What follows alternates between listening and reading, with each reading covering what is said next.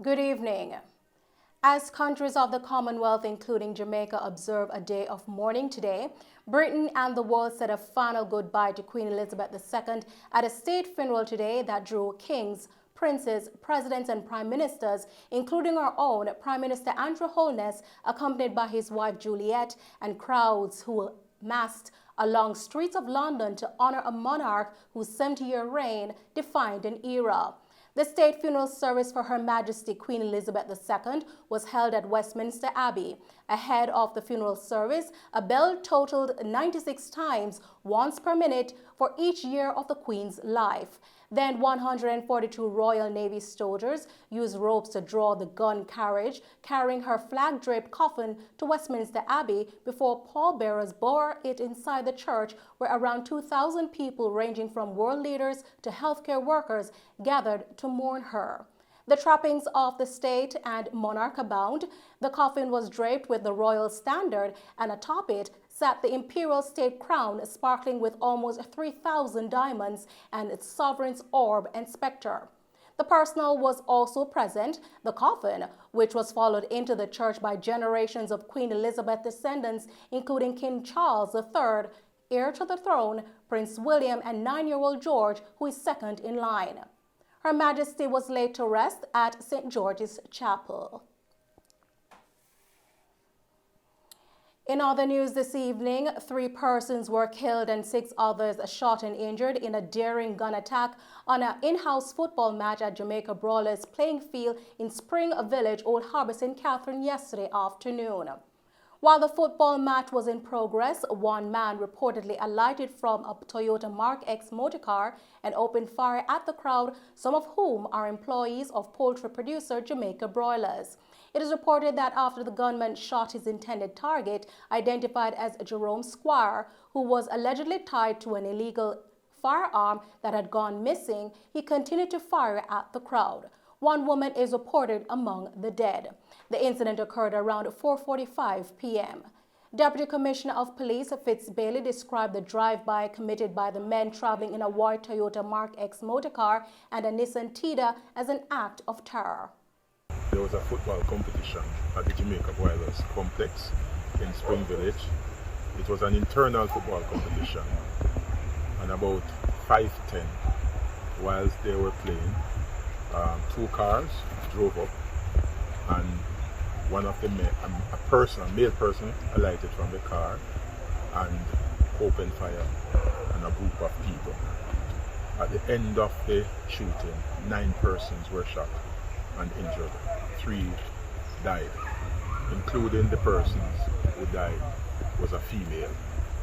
It is my information that the target was one of the deceased by the name of Squire, who was targeted over illegal weapons that went missing. It's early days yet, and the police is actually trying to put everything together to identify who the perpetrators are. But what I can say is there were 2 cars, a Mark X, white Mark X, and the other one was a Tida, a white Tida, that were involved in this shooting incident. The senior crime fighter said that while the government sought to toughen legislation against criminals, incidents such as the Spring Village field attack required a strong response from the police. Meanwhile, Public Relations and Marketing Manager at Jamaica Broilers, Dana Cameron, said the company was saddened by the deadly shooting. She said in a statement, quote, "Our condolences go out to the families of those who have experienced the loss of loved ones. The matter is being investigated by the police, and we trust that justice will be served," end quote. In the meantime, the Westmoreland police have commenced an investigation surrounding the death of a man who was shot and killed on the weekend while attending a candlelight vigil being held along Dowling Street in Savannah, Lamar. The vigil was being held in remembrance of a young woman from the community who died at hospital after being shot and seriously injured a little over a week ago. The deceased man has been identified as 34-year-old Sean Johnson, a laborer also of Dowling Street. Reports by the Savannah Lamar Police are that about 9 p.m. Saturday, Johnson and other community members were attending the vigil being held for a woman from the community when he was pounced upon by a man armed with a handgun who opened fire, hitting him multiple times before fleeing the scene on foot. Mr. Johnson was transported to police by police personnel who rushed to the scene, and upon arrival, he was pronounced dead. Since January of this year, over 110 persons have been murdered across the parish of Westmoreland.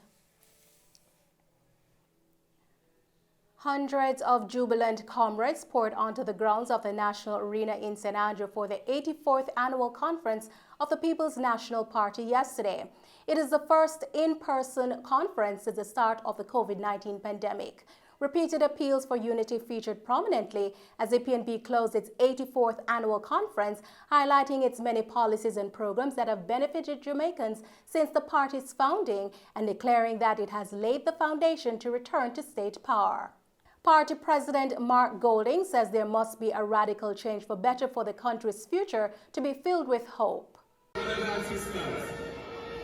Jamaica's future to be filled with hope, there must be radical change for the better.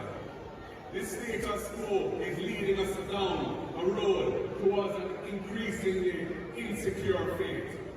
Our Jamaican dream must mean decent living for all. It must mean the people have a chance to live good quality life. That is not just a question of their material well-being. It also means that they have a say in national decision making. It must mean democracy in the state, in governance and in the economy. It must mean people have access to clean water, clean air. And we want to include them on public boards where they have the skills and experience that add value to the governance of our public institutions and improve national life and nation building. We will also make it easier for Jamaicans overseas to undertake philanthropic works here at home, cutting through the frustrating red tape that makes it so hard for Jamaicans abroad to do good things here at home. Time come to create a Jamaica Diaspora Development Fund to support social investments and finance exciting new economic opportunities here in Jamaica. It will have a robust and transparent governance structure to encourage our Jamaicans abroad to invest in it, to make solid financial returns and earn heartwarming social dividends as well. Former party president Dr. Peter Phillips called persons to come on board and join the party as he urged comrades to protect the heritage of the PNP. There are some serious things that have to be said, and these are serious times. We all know from experience that a house divided against itself will not stand.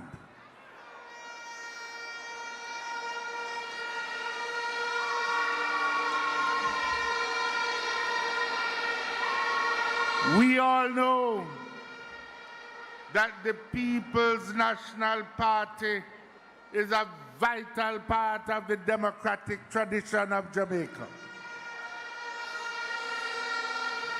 I would go so far as to say that without the People's National Party, which championed the right of every Jamaican to have a vote, without the PNP, there would be no Jamaican democracy.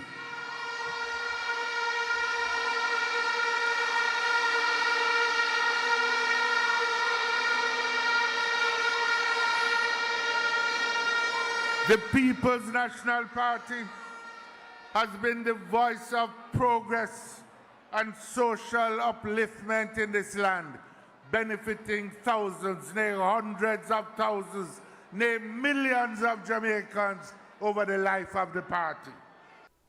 Opposition Senator Damian Crawford urged people to not be led astray by the promises of the current JLP government as he committed to have all Jamaicans benefit from the next PNP manifesto. It is because the other party have no ideas why they want to change politics to a politics of shoes and clocks and dub plate and money because they have no ideas. So obvious it is that they have no ideas, that the PMP's manifesto is required reading for every Labour right sitting in the Jamaica Labour Party offices.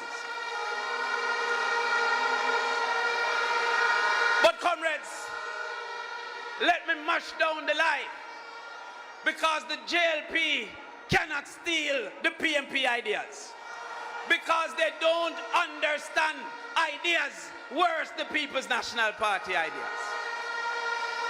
Comrade Golden, a problem we have is that we have small minds trying to fix big problems. And therefore, when I say ideas, they take a concept and think that's the ideas. I'm going to explain to you the 4 hurdles of an idea. An idea first starts with what is right. If you don't know what is right, you cannot identify what is wrong. The second part of an idea is what exists. And the third part is what is wrong. The final part is what's the solution. I'm going to explain to you simple. If you think every plate should have 3 dumplings, that is right. It means that if a plate have 2, it is a problem because it is less than 3. But if a plate of 4, it is still a problem because it's more than 3. If you don't understand what is right and what exists, you can't know the solution. Because if it have 4, you should minus 1. And if it have 2, you should add 1. The Jamaica Tourism Enhancement Fund, the TEF, endorsed and took part in this year's International Coastal Cleanup Day initiative, which is spearheaded locally by Jamaica Environment Trust on Saturday. The responsibility of the Tourism Enhancement Fund to enhance destination Jamaica requires that we ensure that that destination is pristine, is clean, is well manicured, it forms an impression that not just to our visitors but to our locals alike, they see a country that is one where they want to partake in, they want to be a part of, they want to stay in clean places, they want to swim in clean beaches and clean oceans and so on. So it just makes perfect sense that we would invest year after year into programs like this. We're happy to partner with JET. They're such good coordinators of the program, and they've been doing so since 2008. And so we're happy to have been partners since then as well, ensuring that this outstanding project where we harness the outstanding Jamaicans, over 5,000 of them today coming out in their groups, over 200 groups across Jamaica, 150 sites, including 4 underwater sites as well too. So really, it's this kind of effort that we see amongst Jamaicans is really heartwarming as we protect our natural resources for future generations. International Coastal Cleanup Day takes place on the 3rd Saturday in September every year and is the largest one-day volunteer event in the world. Over 3 decades, the Ocean Conservancy in Texas has been coordinating volunteers across the globe to collect millions of pounds of trash in over 100 countries. Environmental scientist and CEO of Jamaica Environment Trust, Teresa Rodriguez Moody, who joined the large group of volunteers at the Palisades Road in the Corporate City International Coastal Cleanup Day activities, says 1,000 volunteers participated in picking up thousands of pounds of waste. We are seeing thousands of volunteers show up well, this is JET's flagship cleanup for International Coastal Cleanup Day.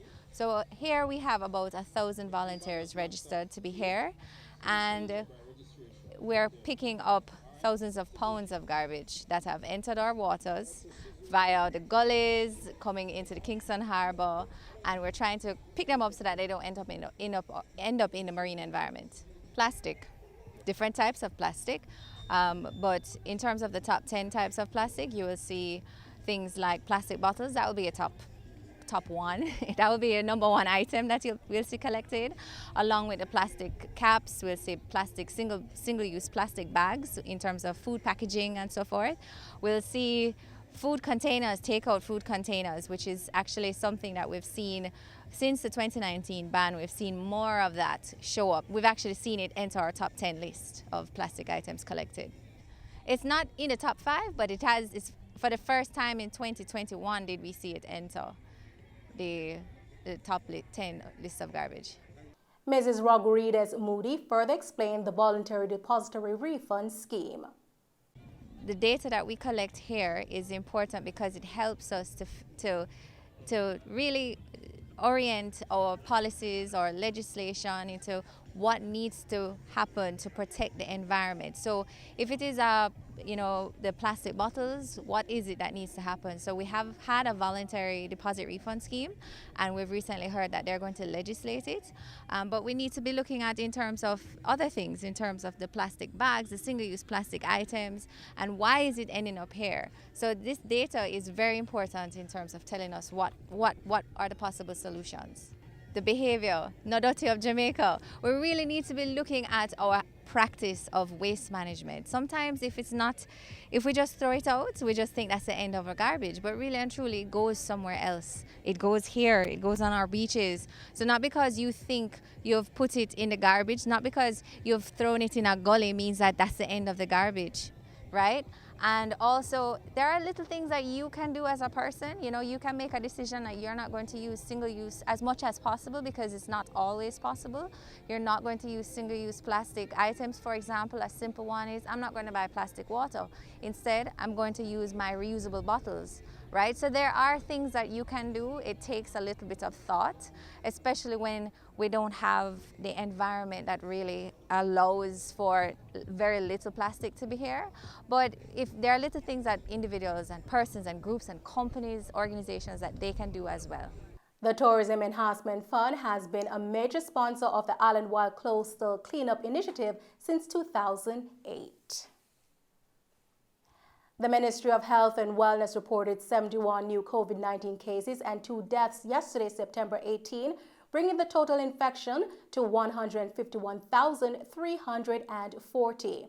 The new cases comprise 46 females and 25 males with ages ranging from 6 days to 86 years. 2 deaths were recorded for the period. These were a 53-year-old male and a 64-year-old female from Kingston and St. Andrew. There were 116 recoveries in the last 24 hours, bringing the total recovery to 98,252. And those are the stories making the news this evening. I'm Nicole Hales. Thanks for watching.